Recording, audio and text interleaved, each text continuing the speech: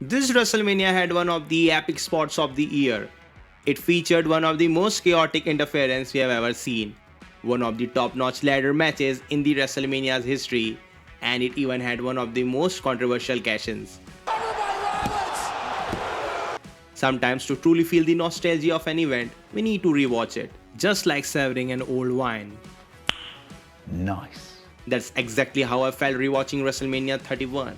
Yeah, the mania with the YouTube play button logo, the daylight arena, and the pyro going off in broad daylight. Yeah, they had pyro during daytime. It's just Vince McMahon things. I mean, what an extravaganza, what an atmosphere. AJ Lee and Paige teaming up against Bella Twins.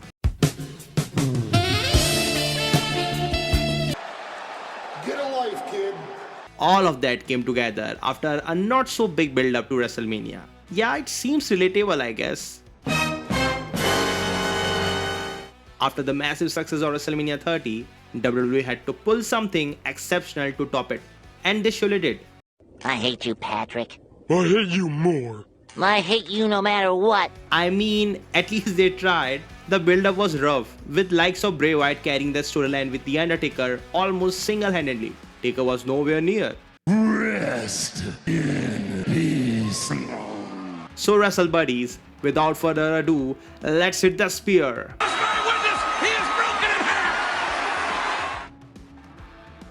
You want a ladder match? Hell yeah! You want NWO vs DX? You want a Deadman return? Absolutely. WrestleMania 31 match card was wild. Each match brought something unique that made the show unforgettable. Take the ladder match for example. 7 chaotic wrestlers. R-Truth, Dean Ambrose, Bad News Barrett, Luke Harper, Dolph Ziggler, and the American Nightmare Stardust.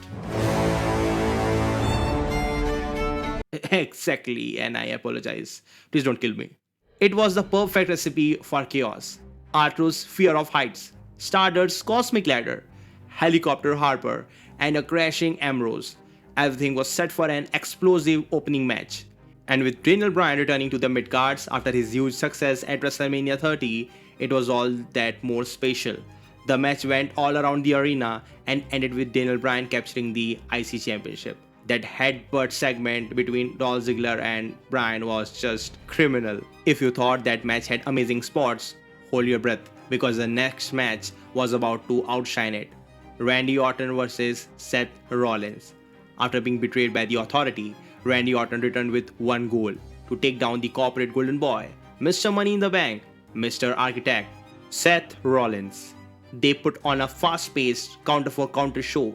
Orton delivered moves we haven't seen in the ages, but the climax stole the spotlight. Orton countered a curb stomp into a pop-up RKO, arguably one of the best RKOs ever, and that too in WrestleMania. Finally, Orton got his revenge on Authority, but that was not the end of night for Rollins. One of the matches that does not get talked enough was for United States Championship. The American Hero versus the Russian Bad Guy. Classic old school WWE storytelling. Rusev's entrance with a tank set the stage. Mr. Never Give Up versus Mr. Undefeated. The match was a back and forth battle, but in the end, John Cena found a way to win. As always, my hot take, Rusev should have won that match. It could have set him up for a bigger push in the future. Nevertheless, it was memorable. No one really needed Brock Lesnar versus Roman Reigns in the main event, but we all know WWE was desperately pushing Roman to be the next face of the company. Nibbling little suck-up sellout fool. The build-up was laughable. They literally had a tug of war with the championship. I still remember this segment. But when Mania arrived, something special was in the air. Iconic entrances from Brock Lesnar and Roman Reigns set the stage. They didn't hold back. Gone completely wild on each other. Multiple F5s, multiple Superman punches. It felt like two gladiators colliding. Roman even busted open Brock Lesnar.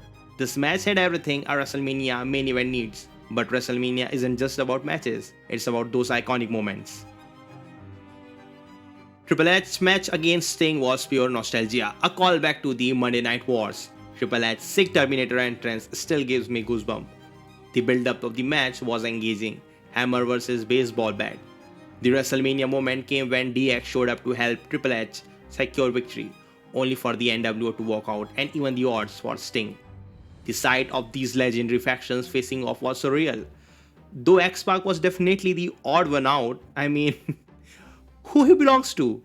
The brawl was intense. Sting shattered Triple H's sledgehammer into half, and it looked like it was all over until Shawn Michaels delivered sweet chin music out of nowhere. Eventually, Hunter used the sledgehammer to win the match. It was epic, nostalgic, and a true WrestleMania moment. Well, the victory boosted Triple H's morale as he and Stephanie came out to address the WWE Universe, emphasizing how the authority always comes on top. And then,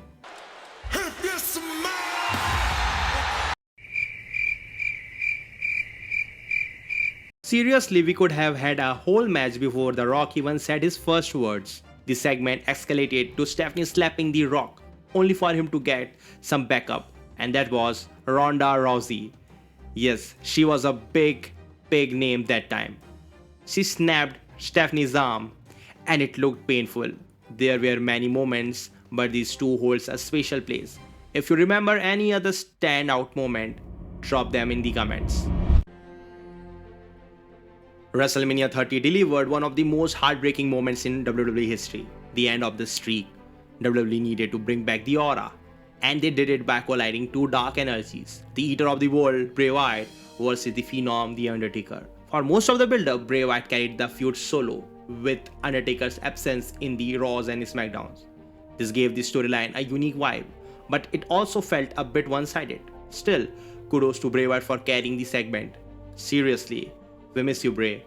It seemed like a passing a torch moment, with Bray poised to become the next enforcer of the Dark Realm. The match at Mania was decent, but Bray's performance was phenomenal.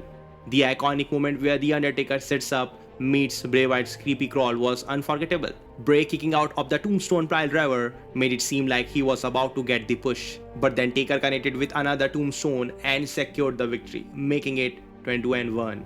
My take, it should have been Bray win. He was main eventing big matches but losing.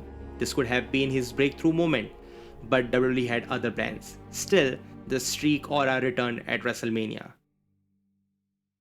According to a few reports, Seth didn't even knew he was going to cash in until the Rock and Ronda segment. And honestly, you can feel the surprise. Roman Reigns and Brock Lesnar had already gone through a brutal war.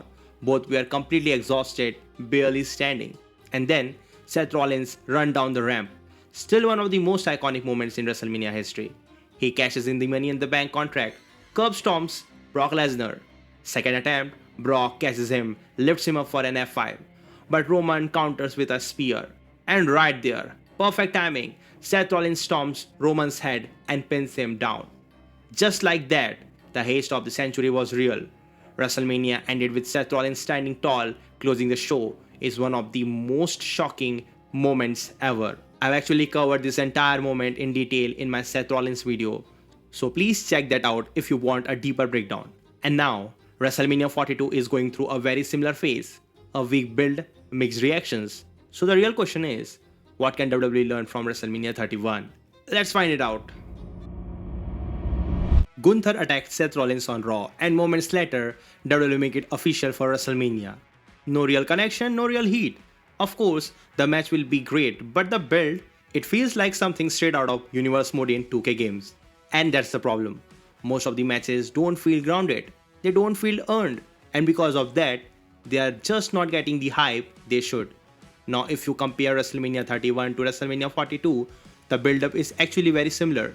Messy, unfocused, all over the place. But here's the difference. When the night arrived, WrestleMania 31 delivered. It had moments, it had sequences, it had those unpredictable turns that made everything feel bigger. That's what made it memorable. That's what made it iconic. Now WrestleMania 42 definitely had the star power. Names like ISO Speed and Jelly Roll, they can bring attention. WWE can absolutely capitalize on them. But star power alone isn't enough. What the show need is moments. Surprising heel turns, unexpected interference, something that make people say, I didn't see that coming. Because at the end of the day, if WrestleMania 42 wants to become a great event, it need to capture that same magic WrestleMania 31 had. Not in the build-up, but in the execution. WrestleMania 31 will always be remembered as one of the best WrestleManias, a show that went from a weak build-up to something truly unforgettable for the WWE Universe. If you enjoyed this video, make sure to like and subscribe for more content like this. And let me know in the comments what's your favorite memory from WrestleMania 31. I'll see you in the next one. Until then, keep wrestling. Rest in peace.